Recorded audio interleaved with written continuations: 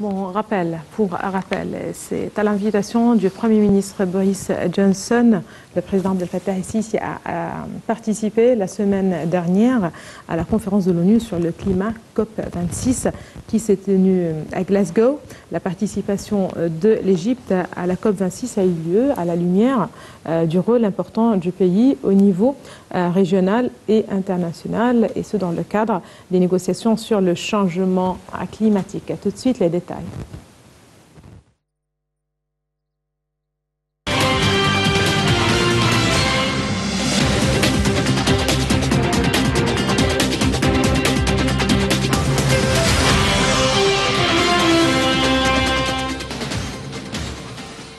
Le président Abdel Fattah el-Sisi a souligné l'engagement de l'Égypte à contrer l'ampleur des défis auxquels sont confrontés les pays en développement.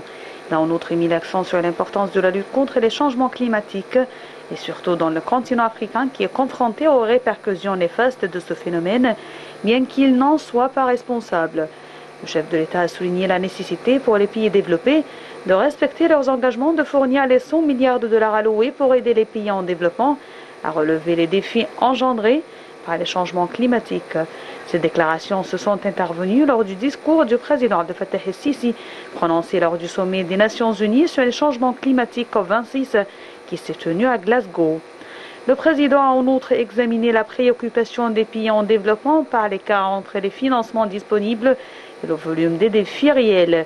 Selon le président Abdel Fattah el-Sisi, l'Égypte s'emploie à utiliser des transports propres selon plusieurs mesures et à établir davantage de villes intelligentes. La participation du président Abdel Fattah el-Sisi à la COP26 est venue en réponse à l'invitation du Premier ministre britannique Boris Johnson, alors que le Royaume-Uni assure la présidence actuelle de la conférence à la lumière du rôle important de l'Égypte au niveau régional et international dans le cadre des négociations sur le changement climatique.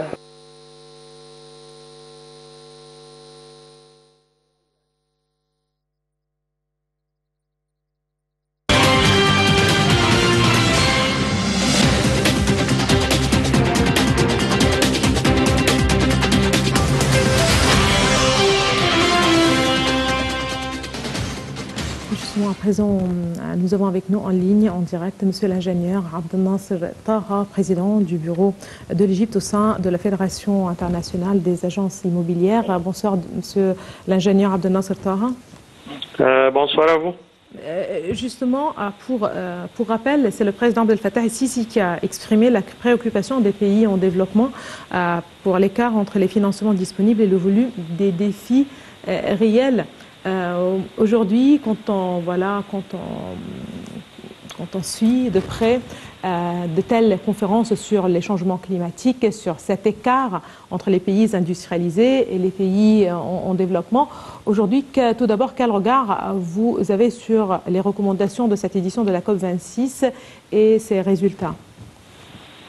Merci pour cette question, mais le COP26 à Glasgow était une inauguration de la présence de l'Égypte sur le plan international dans le développement, pas justement sur le climat, mais le développement durable. Je crois que l'Égypte a commencé déjà un plan énorme de développement durable, soit dans l'urbanisme, les grands plans de traitement des égouts, de transport électrique, des grands pas dans l'économie verte et le recyclage.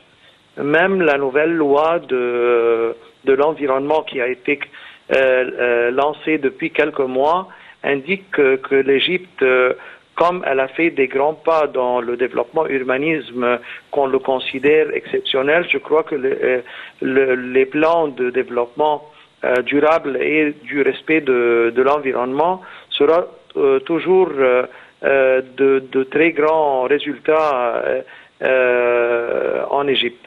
La réception du COP 27 peut-être sera beaucoup plus, ou va aider beaucoup plus que le monde regarde ce qu'on fait, on prépare en Égypte dans le respect de l'environnement.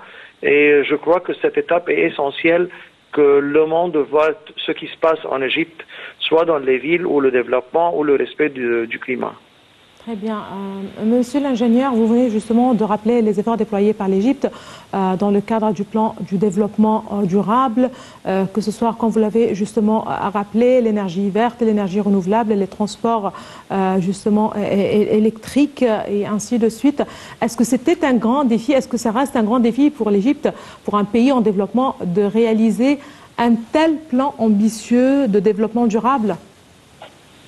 Je crois que l'Égypte a réalisé dans les 5 ou 6 dernières années était une preuve pratique que les plans, comme on a commencé depuis 6 ans à avoir des plans énormes dans le développement d'infrastructures urbaines, réseaux routiers, électricité et eau potable et tout, maintenant c'est des réalités. C'est pas des plans, c'est pas des rêves, c'est maintenant des réalisations qui sont devant tout le monde, et je crois que l'Égypte a totalement besoin que le monde voit pratiquement qu'est-ce qui s'est passé. Pas comme des plans dans l'économie verte, mais des réalisations dans l'économie verte. Le respect du climat, ça fait une partie d'un très grand plan de développement dans tous les secteurs. Et surtout que je crois que la base d'infrastructures et base de nouvelles villes créées en Égypte commence par un respect total de l'environnement et le développement durable, économique et pas justement environnemental. Très bien. Quels sont les mots-clés du développement durable, monsieur l'ingénieur Abdelnasser Taha?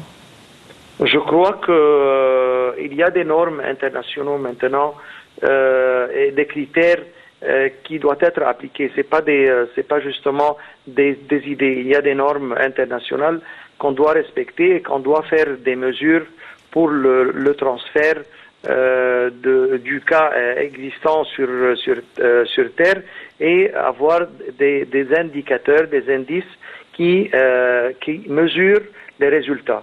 Et quand on va présenter ces résultats, surtout dans la partie économique, je crois qu'on va attirer beaucoup d'investissements internationaux dans le domaine du respect de l'environnement. Tout le monde maintenant cherche à investir dans l'énergie durable, renouvelable, dans les plans qui respectent l'environnement. Et je crois que c'est pas justement un plan de développement, c'est aussi un plan pour faire du marketing et promouvoir les grandes réalisations qui ont été effectuées en Égypte. Très bien. Pour passer d'un plan de développement traditionnel, de l'énergie traditionnellement utilisée, vers l'économie verte, vers l'énergie verte, vers des plans de développement durable, est-ce que c'est coûteux? Non, on ne calcule pas combien ça coûte. On doit calculer aussi les revenus et l'impact social sur la santé et sur les gens, et sur aussi l'investissement.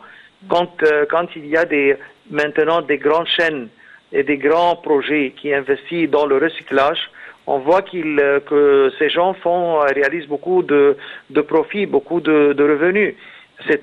Il y a beaucoup d'industries dans le recyclage qui ont été créées dans les 2 dernières années. Donc il y a un revenu économique direct dans ce domaine. C'est pas justement qu'on coûte plus cher, non. Il y a des revenus énormes dans plusieurs domaines qui ont été créés, qui n'ont été pas présents avant 2-3 ans.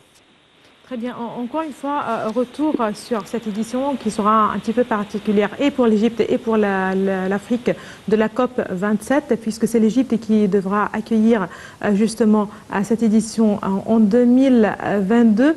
Ça sera peut-être l'occasion de jeter un regard encore plus approfondi sur l'Afrique. C'est un continent dont les pays ont souffert le plus des répercussions du réchauffement climatique. Quel regard vous portez sur cette édition ?